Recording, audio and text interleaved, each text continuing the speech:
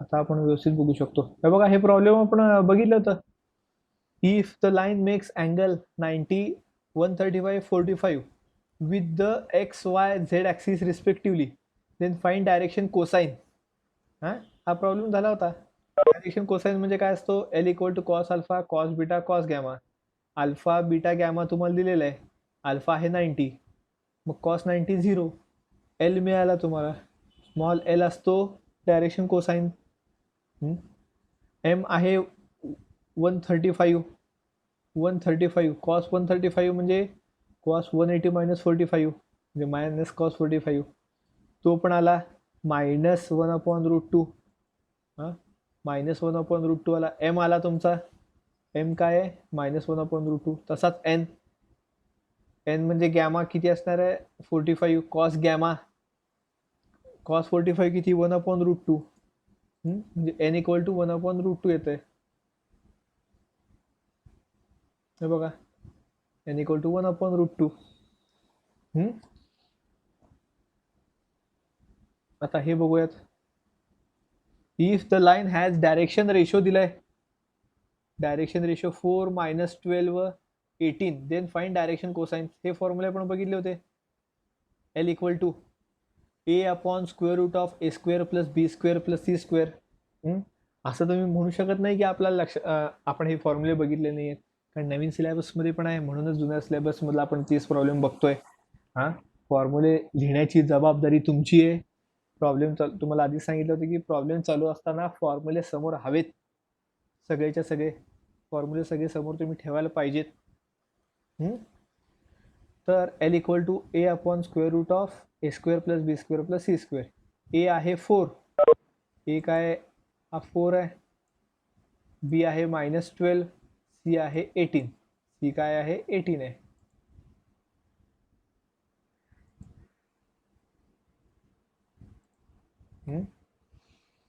तर सबस्टिट्यूट केलं, हे सगळं सबस्टिट्यूट केलं. एल एम एनचं फॉर्म्युला माहिती आहे. एल बघा, सबस्टिट्यूट केल्यानंतर सिम्प्लिफाय करायचं आहे. आता इथं काय फक्त सिम्प्लिफाय करायचं. 4चा स्क्वेअर 16, -12चा 144, 18चा 324. हे सॉल्व केल्यानंतर एल आलाय 2/11. एल आलाय 2/11. एमची व्हॅल्यू -12 जे असेल ते. सॉल्व केल्यानंतर -6/11 आला. N c/√(a² + b² + c². ते सबस्टिट्यूट केल्यानंतर 9/11. बघा, सगळं समोर आहे, फॉर्म्युले सगळे समोर आहेत. आणि काय करायचं आहे? फक्त व्हॅल्यू फॉर्म्युल्यामध्ये सबस्टिट्यूट करून सिम्प्लिफाय करायचं आहे. सबस्टिट्यूट करून सिम्प्लिफाय केलं. काही अवघड आहे का? बघा, आता इथं नेक्स्ट प्रॉब्लेम मध्ये the direction ratio of A B bar are -2 to 1 direction ratio आहेत. इफ ए इक्वल टू 415 आणि length of A B equal to 6 दिलाय आणि बी ची कोऑर्डिनेट तुम्हाला काढायला सांगितलेलं आहे. बी चं कोऑर्डिनेट तुम्हाला काढायला सांगितलेलं आहे. बघा मेथड कशी आहे. Direction ratio -2 to 1. Direction cosine काढले आपण पहिल्यांदा. डायरेक्शन कोसाइन काय काढले? मायनस तोच वरचा formula A divided by a² + b² + c², √(a² + b² + c². हा बी आहे आणि हा सी आहे. तर त्याकडे आता परत जात बसत नाही डायरेक्शन कोसाइनकडं, या फॉर्म्युल्याकडं. तर आन्सर आलाय -2/3, 2/3, 1/3. ओके. एलिमेंट आलं. Coordinates of points. आता हे फॉर्म्युले जुन्या सिलेबसमध्ये नाही आहे बरं का, सॉरी नवीन सिलेबसमध्ये. हे जुन्या सिलेबसमधला आहे तो हाय इथंच आहे बघा. नशिबानं फोटो काढताना हा मध्ये आलेला आहे. तर हा तो फॉर्म्युला आहे. तर डी काय आहे? तर इथं वर सगळं आहे, आपण प्रॉब्लेम मध्येच बघत जाऊयात. प्रॉब्लेम्स मध्ये बघत बघत होऊया. लेट म्हणजे ए पॉइंट दिलेला आहे, ए पॉइंट दिलेला आहे, तर आणि डिस्टन्स डी दिलेला आहे, डिस्टन्स डी दिलेला आहे. तर तुम्हाला दुसरा पॉइंट काढता येत आहे, म्हणजे ए बीचा डिस्टन्स दिलेला आहे, ए हा पॉइंट पण दिलेला आहे, तर बी इथं पी आहे, प्रॉब्लेममध्ये बी आहे, तर तो पॉइंट आपण फाइंड आउट करू शकतो कसं, याच्यावरून. आता कळालं का तुम्हाला की एल एम एन का काढलं, कारण फॉर्म्युलामध्ये एल आहे, एम आहे, एन आहे. डी तुम्हाला इथं 6 दिलेलं आहे, डी इथं 6 दिलेलं आहे. हां, ते इथं सबस्टिट्यूट करायचं. x1 y1 z1 काय आहेत, x1 y1 z1 ए चे कोऑर्डिनेट आहेत, ए चे कोऑर्डिनेट x1 y1 z1 आहेत. हा एक्स्ट्रा का घेतलं, जेई साठी उपयोगी पडेल, सीईटी साठी उपयोगी पडेल, बरोबर का. त्यामुळं आणायचं हे PDF मध्ये पण आलेलं आहे. हां, जे तुम्हाला मी सेंड करेन त्या याच्यामध्ये असेल, तर तुम्ही आता स्टडी करा. तर LMN का काढलं कळालं. हां, बघा इथं पण तो फॉर्म्युला दिलेलाच आहे त्यांनी, की ए पॉइंट आहे x1 y1 z1. ए पॉइंट काय आहे 415, म्हणजे x1 आहे 4, y1 आहे 1 आणि z1 आहे 5. हे बघा x1 4, y1 1, z1 5. डी आहे 6, डिस्टन्स 6 आहे लेंथ वेक्टरची. LMN सगळं सबस्टिट्यूट करा, तुम्हाला पॉईंट बी मिळून जातोय. तुम्हाला काय मिळेल, पॉईंट बी मिळून जात आहे. हे बघा प्लस मायनस असल्यामुळे 2 पॉईंट मिळाले, प्लस मायनस असल्यामुळे काय झालंय 2 पॉईंट मिळाले. त्याचा एवढा विचार करू नका, त्याचा एवढा विचार करायची काहीही गरज नाही. ठीक आहे.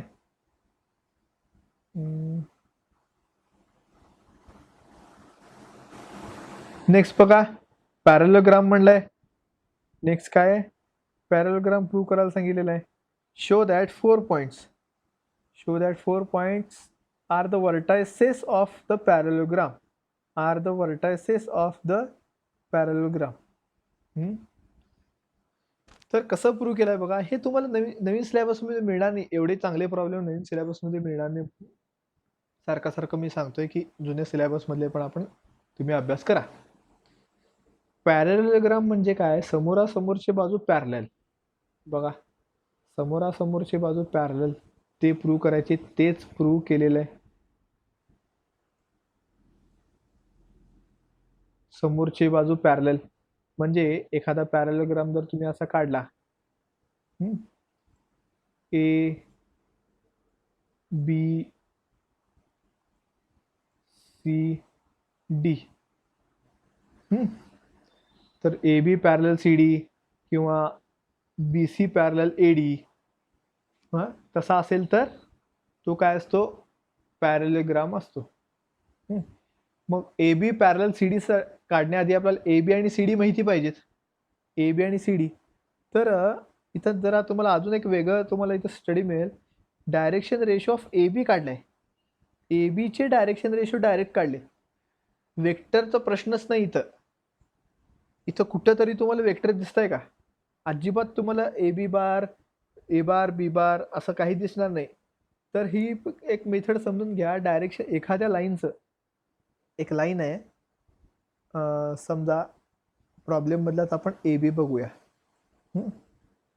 हा ए बी, तर या लाईनचे डायरेक्शन रेशो तुम्हाला डायरेक्ट काढायचे.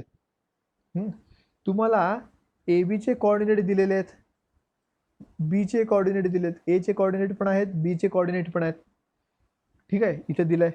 तर ए बी चे डायरेक्शन रेशो डायरेक्ट कसं काढणार तुम्ही, जसं वेक्टर काढलं, ए बी वेक्टर काढलं सेम तसंच, ए बी वेक्टर काढलं सेम तसंच, बी बार बी आणि बी मायनस ए करायचं. बी मायनस 7 मायनस 5, हे बघा 7 minus 5, minus 4 minus 1, minus 4 minus minus 1, 7 minus 1 दिसतोय का, 7 मायनस 1. इथं आय वेक्टर नाही आहे, त्यामुळे आय जे केचा पण संबंध येत नाही. वेक्टर नाही आहे त्यामुळे आय जे केचा पण संबंध नाही आहे. हां, तर नीट बघा कसं केलंय. 7 -5 -4 -1 7 -1. आणि डायरेक्शन रेशो आपण कायम असं ओपनली लिहित असतो आणि कॉमाने सेपरेट करत असतो, स्वल्पविराम देऊन सेपरेट करतो. तर ए बीचे डायरेक्शन रेशो आले 2 -3 6 2 -3 6. ठीक आहे. कसा आला ए बीचे डायरेक्शन रेशो कसा आला कळाला का? बी मायनस ए करायचं, डायरेक्ट करायचं, आय घ्यायचं नाही, जे घ्यायचं नाही, के घ्यायचं नाही, बी मायनस ए करून टाकायचं. ठीक आहे. ए बी आलं. सी डी, सी डी पण तसंच. हे बघा -1 -1. एक मिनिट.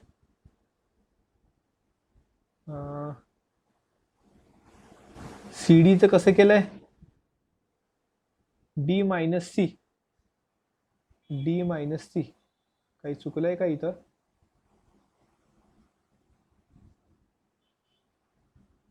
सी मायनस डी केलं असतं. हां बरोबर की -1 -1 -2 -3 -6 -3 -6 किती आलं? +3 येत आहे. मायनस +6 +6 -3 +3. हां 4 -10 4 -10 -6. सी डीचे पण डायरेक्शन रेशो आले. डायरेक्शन रेशो, एखाद्या लाईनचे डायरेक्शन रेशो कसे काढायचे कळाले का? बघा ए बी आणि सी डीचे. आता आपण ए बी आणि सी डी बघा. ए बीचा डायरेक्शन रेशो, सी डीचा डायरेक्शन रेशो एकमेकाच्या प्रपोर्शन आहेत. एकमेकाच्या प्रपोर्शन म्हणजे काय? 2 डिवायडेड बाय -2 2 डिवायडेड बाय -2 करून बघा किती येत आहे? -1 येत आहे. 3 डिवायडेड बाय -3 डिवायडेड बाय 3 तो पण -1 आला.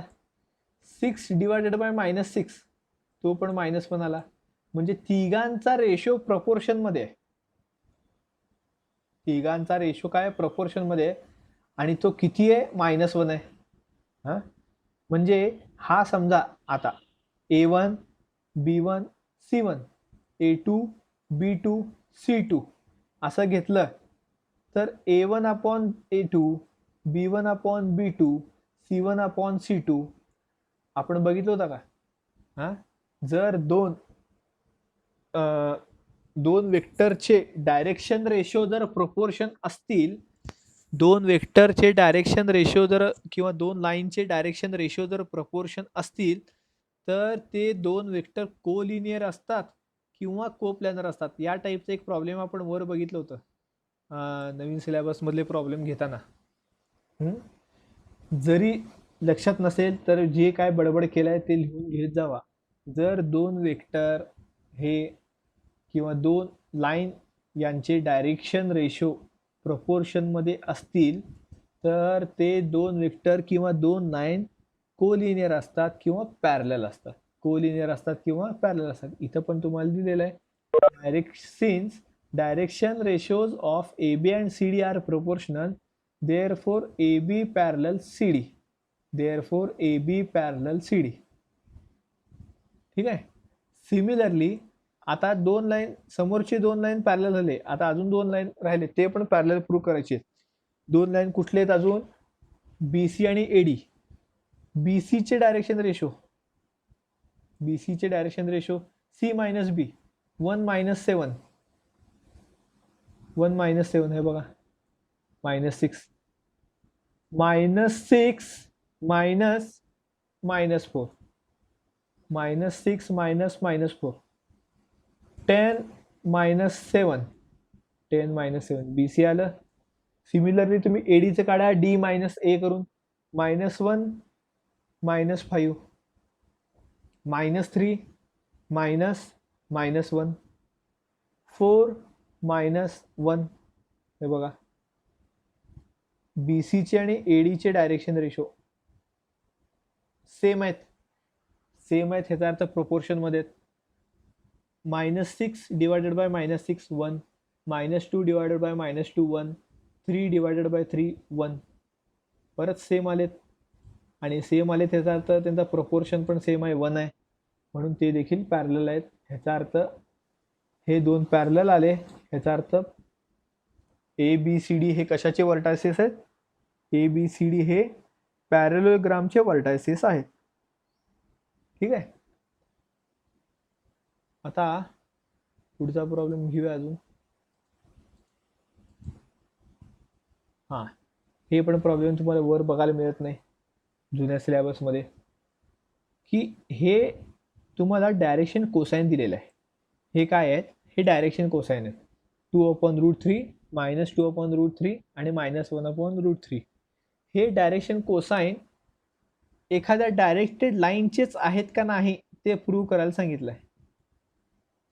हे डायरेक्शन कोसाइन डायरेक्टेड लाईनचे आहेत का नाहीत हे प्रूव्ह करायला सांगितलं आहे. हे या टाईपचे प्रॉब्लेम आपण वर अजिबात बघितलेले नाही आहेत. तर ते कसं, पण ह्याचा फॉर्म्युला बघितला आहे. कसं, आता हे डायरेक्शन कोसाइन आहेत असं कन्सिडर करा. म्हणजे हा एल आहे, हा एम आहे, हा एन आहे. हे डायरेक्शन कोसाइन आहेत. तर तुमच्याकडे फॉर्म्युला काय आहे? L² plus M² plus N² is equal to 1. हा फॉर्म्युला आहे तुमच्याकडं, बरोबर. L² plus M² plus N² is equal to 1. समजा L² plus M² plus N² is equal to 1 आला तर डायरेक्टेड लाईन आहे, 1 आला नाही डायरेक्टेड लाईन नाही. कळालं का? प्रॉब्लेम बघितल्यावर अजून तुम्हाला डिटेल समजेल. कन्सिडर केलं की हे एल आहे, एम आहे, एन आहे. सबस्टिट्यूट केलं, L² M² N² सबस्टिट्यूट केलं, हे बघा. हे कॅल्क्युलेशन केल्यानंतर इज इक्वल टू 1 येत आहे का नाही बघायचं. 1 आला तर हे डायरेक्शन कोसाइन आहेत डायरेक्टेड लाईनचे, हे प्रूव्ह झालं. 1 आलं नाही तर डायरेक्टेड लाईन नाही आहे. 3 आलं म्हणजे नॉट इक्वल टू 1 आहे. Therefore 2/√3 -2/√3 -1/3 cannot be direction cosine, cannot be direction cosines of any directed line. कळालं का? बघा, एखादे जर तुम्हाला डायरेक्टेड कोसाइन दिले असतील, डायरेक्शन कोसाइन दिले असतील आणि म्हणलं की हे डायरेक्शन कोसाइन एखाद्या डायरेक्टेड लाईनचेच आहेत का नाही हे प्रूव्ह करा, तर तुम्ही कसं प्रूव्ह करणार? इज इक्वल टू 1 येत आहे का नाही, इज इक्वल टू 1 येत आहे का नाही बघायचं आहे. कळालं? पुढे जाऊया.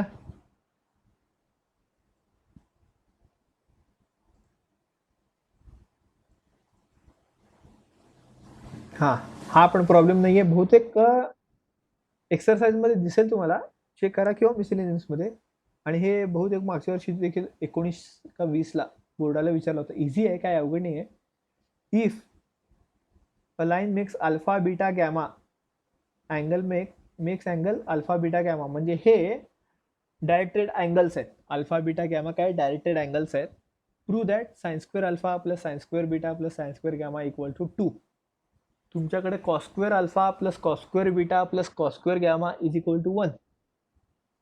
हे फॉर्म्युला आहे. L² प्लस L म्हणजे काय cos² अल्फा, M म्हणजे काय cos² गॅमा, बरोबर, cos² बीटा, आणि N म्हणजे काय cos² गॅमा. ठीक आहे. तर इथं तुम्हाला ट्रिग्नोमेट्रिकचे फॉर्म्युला यूज करायचे. हे तुम्हाला प्रूव्ह करायचं आहे, मी सांगतो कसं ते जमतंय का बघा. sin² अल्फा म्हणजे काय 1 मायनस cos² अल्फा, बरोबर का. sin² बीटा म्हणजे काय 1 minus cos² beta. sin² gamma म्हणजे काय 1 मायनस cos² गॅमा. हे सबस्टिट्यूट करा व्हॅल्यू आणि इज इक्वल टू 2 येत आहे का नाही बघा. 2 मिनिटं वेळ देतो तुम्हाला, 2च मिनिटं वेळ देतो, जास्त नाही. सॉल्व करा.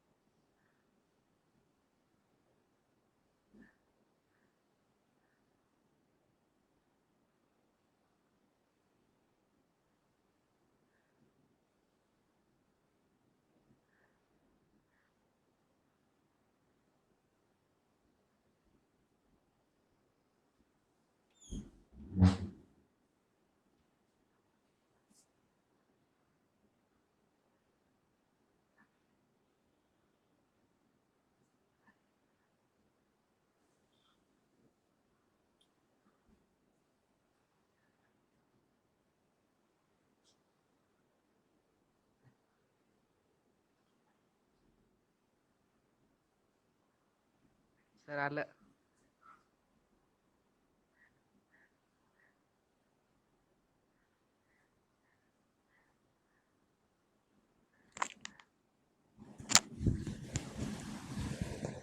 आलं का? सर हा हो सर. इज इक्वल टू 2 आलं. Answer is 2. हो. आता मी प्रूफ कडे जात नाही, कारण दुसरा प्रॉब्लेम पण आहे, तो पण सॉल्व्ह होतोय का चेक करा.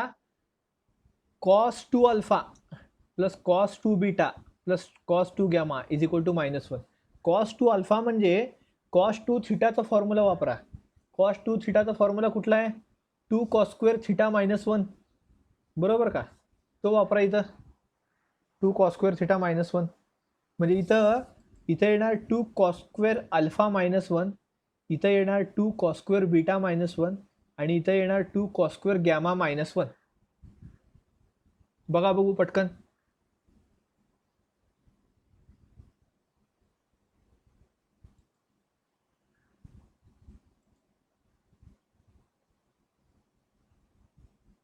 पटकन पहा.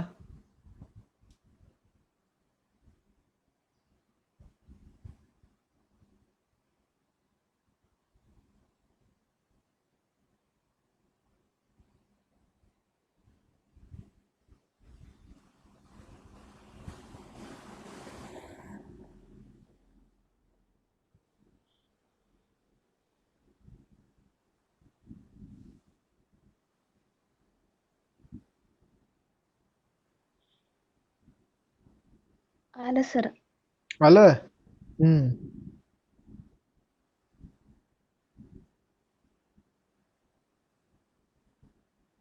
सोल्युशन दाखवतो तुम्हाला, पण स्वतःहून होत आहे का बघा.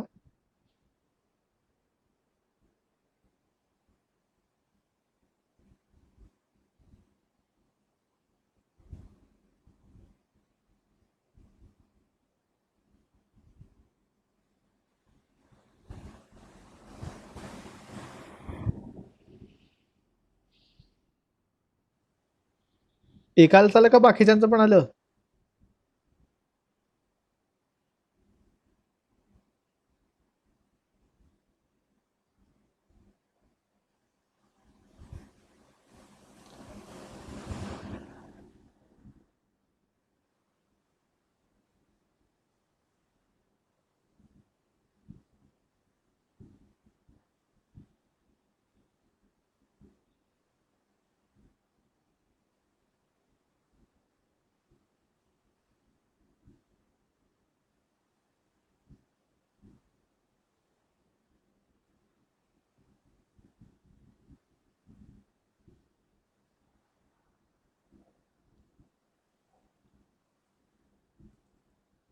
बघा सोल्युशन वर जावं लागणार आहे.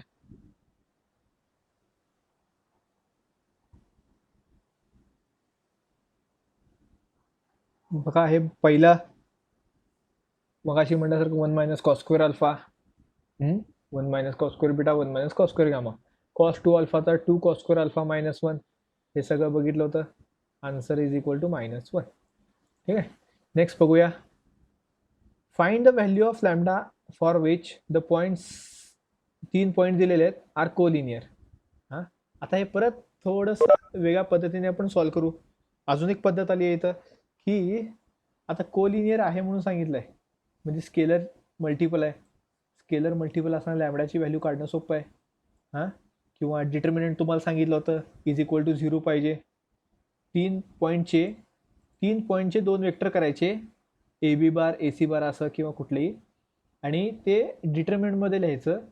डिटर्मिनंटमध्ये पहिला रो आय जे के असतो आणि ए बी बारचं कोइफिशियंट ए सी बारचं कोइफिशियंट, आणि तो इज इक्वल टू 0 असतो. असं जर असेल, डिटर्मिनंट जर 0 आलं तर कोलिनियर. हे एक सांगितलं होतं. आता इथं तुम्ही डायरेक्शन रेशो देखील काढू शकता. मग अशी तुम्हाला पहिल्या प्रॉब्लेममध्ये सांगितलं होतं, पहिल्या का दुसऱ्या प्रॉब्लेममध्ये नाही, इथं चौथ्या प्रॉब्लेममध्ये 2 लाईनचे, एखाद्या लाईनचं डायरेक्शन रेशो कसं काढायचं. हां, हा ए आहे, हा बी आहे, हा सी आहे, असं कन्सिडर केलं आहे. ए बी म्हणजे बी मायनस ए. परत बघा 8 - 6 आला का? 8 - 6 8 minus 6 minus 7 minus minus 1 lambda minus 2. Lambda minus 2. एबीचे काय आहेत, डायरेक्शन रेशो आहेत 2 minus 6 लॅमडा मायनस 2. एसीचंच काढलाय 5 minus 6 2 minus 1 आणि हे काय 4 minus हे का असं झालं, हां 4 minus 2 हे असं 4 minus 2 minus 1 3 2.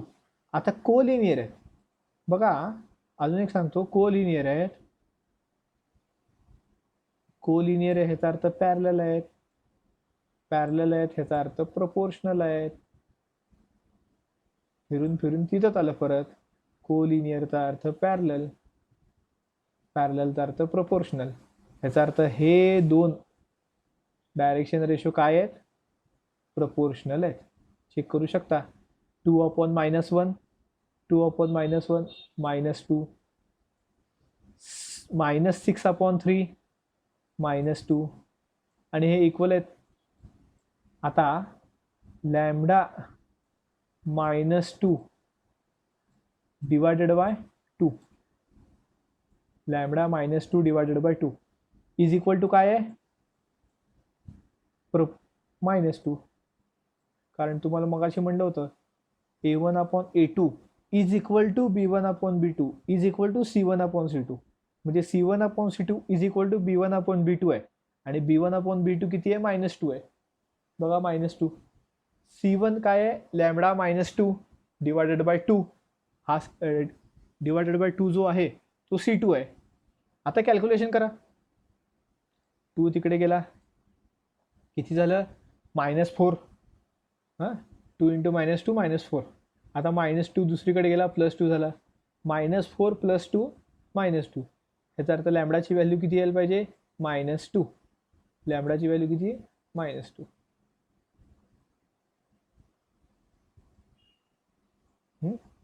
बघा प्रपोर्शन विसरायचं नाही. कोलिनियर आहेत, कोलिनियर आहेत तर त्यांचे डायरेक्शन रेशो काय असतात, प्रपोर्शन मध्ये असतात. Since ABC are collinear, direction ratios of AB and AC are in the same proportion. हे जे पॉइंट्स आहेत ते प्रॉब्लेम मध्ये आधीमध्ये येते, ते नोट डाऊन करून घेत जावं जर नवीन वाटले तर. हां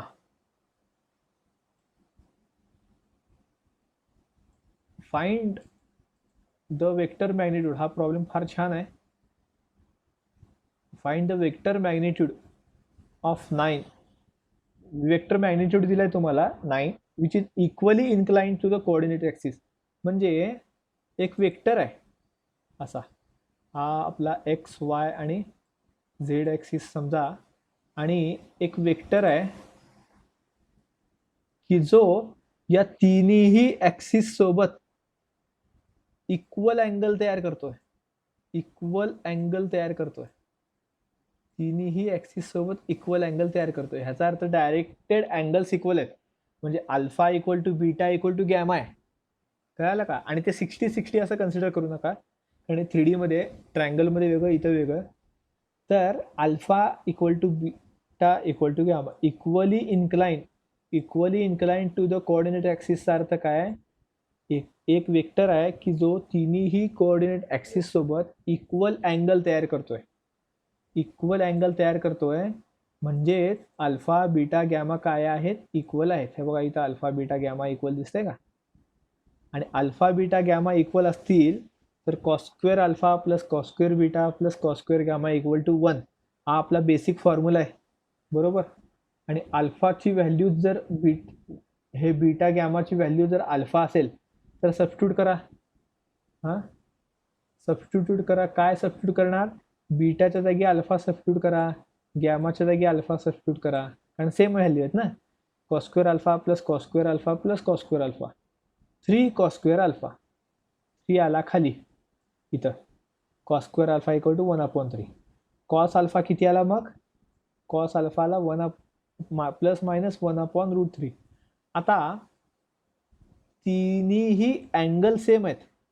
तीन अँगल सेम म्हणजे तीन डायरेक्शन अँगल सेम आहेत. अँगल सेम असतील तर डायरेक्शन कोसाइन पण सेम असायला पाहिजेत, बरोबर का?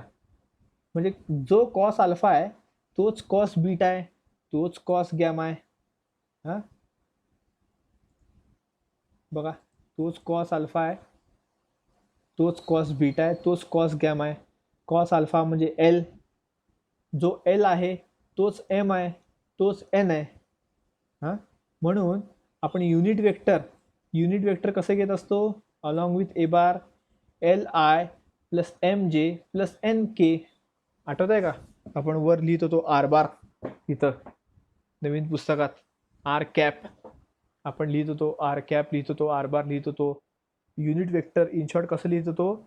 L I plus M J plus N K. आणि एल एम एन सेम आहेत म्हणून त्यांची तिघांची व्हॅल्यू काय? 1/√3 प्लस मायनस कन्सिडर केलं नाही आहे. ठीक आहे, 1/√3 1/√3 1/√3 हे तिन्ही एल आय जे केची व्हॅल्यू कन्सिडर केलं आहे. सॉरी, खाली आहे बघा, एकदा प्लस घेतलं एकदा मायनस घेतलंय, एकदा प्लस घेतलं एकदा मायनस घेतलं. तर युनिट वेक्टर काय आहे? ए कॅप आहे. युनिट वेक्टर काय आहे? A cap. ए कॅप आलाय तुमचा, हा जो आलाय तो ए कॅप आलेला आहे. Unit vector along the vector A bar. A बारचं युनिट वेक्टर काय असणार आहे? ए कॅप असणार आहे, is equal to A cap. A cap कसा आला? L I plus M J plus N K. हां, ए कॅप काय असतो? L I plus M J plus N K. मग एल एम एन कसा आले? एल एम एन इथनं याच्यावरनं आले बघा, इथं आपण फाइंड आउट केलंय L M N. L M N आपण फाइंड आउट केलंय. हां, आणि प्रॉब्लेममध्ये तुम्हाला मॅग्नेट्यूड दिलाय, हे बघा, वेक्टर मॅग्नेट्यूड 9 म्हणजे मॉड ए बार दिलेला आहे. इथं खाली दिलाय बघा mod A bar. A cap आलेला आहे, ए बार आलेला आहे, मॉड ए बार आलाय. सॉरी, ए कॅप आलेला आहे, मॉड ए बार आले आहे. त्याच्यावरून तुम्हाला ए बार काढता येते. हे बघा, ए बार काय असतो? ए बार कसं येणार? युनिट वेक्टरचा फॉर्म्युला काय आहे? A cap is equal to A bar divided by mod A bar, असा, बरोबर का? A cap. आता हा मॉड ए बार इथं गेला, मल्टिप्लिकेशनला झाला बघा, मल्टिप्लिकेशन झालं का मॉड ए बार इथं येऊन. आणि हा ए कॅप, हा जो आहे आपला ए कॅप युनिट वेक्टर, त्याच्यावरून आपल्याला ए बार काढतो. ए बारच काढायला सांगितलं आहे आपल्याला, कारण क्वेश्चन बघा काय आहे. क्वेश्चन नीट वाचलाय का तुम्ही?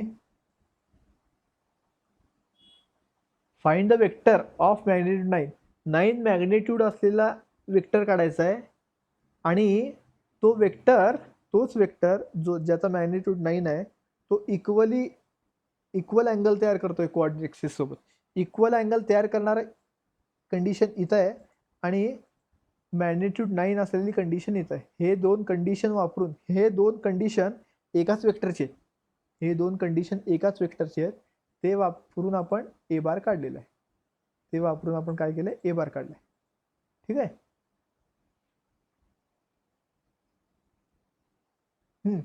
तर एक पार्ट संपलाय त्यातला. आता आपण दुसऱ्या पार्टकडे जाऊया. इथं जरा कंडिशन एकदा बघून घ्या. आहे कंडिशन फॉर पॅरलल, हे फॉर्म्युला आठवत आहे का?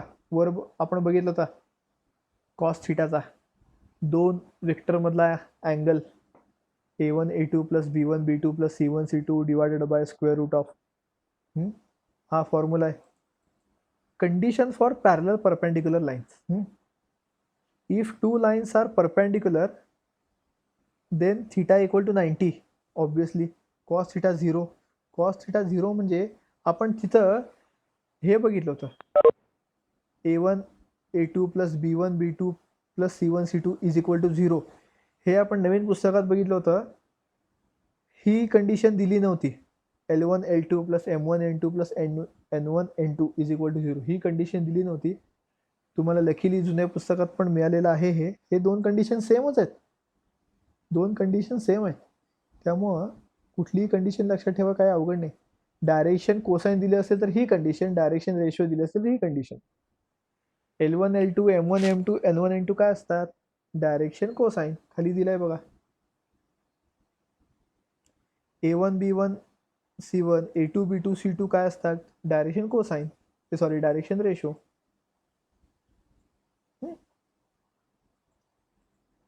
अजून पुढची कंडिशन काय बघा, ही झाली परपेंडिक्युलरची. पॅरललचं बघा, पॅरलल मध्ये डायरेक्शन रेशो असं प्रपोर्शन मध्ये असतात. आपण आत्ताच बघितलं, एवढे 2-3 प्रॉब्लेम यावरच बघितलेत. डायरेक्शन रेशो सेम असतात. डायरेक्शन रेशो जर सेम असतील किंवा प्रपोर्शन मध्ये असतील तर ते काय असतं, पॅरलल. तर ते काय असेल, पॅरलल. हां, हे एक नवीन आहे तुम्हाला, डायरेक्शन कोसाइन दिले असतील हां आणि दोन लाईन पॅरलल म्हणले असतील तर कंडिशन काय आहेत, डायरेक्शन कोसाइन सेम असतात, कम्प्लिटली सेम असतात. L1 equal to L2, M1 equal to M2, N1 equal to N2, completely same आहे. ठीक आहे. तर हे असे कंडिशन्स वाचा. आपण याचे प्रॉब्लेम्स उद्या घेऊयात आणि उद्या पण सकाळी 9 वाजताच, उद्या पण सकाळी 9 वाजता. 9चं टायमिंग सगळ्यांना कन्व्हिनियंट आहे. आपण कुणाला काय प्रॉब्लेम असेल तर ग्रुपला किंवा पर्सनल टाका. उद्या पण आपण 9 वाजता लेक्चर घेतोय.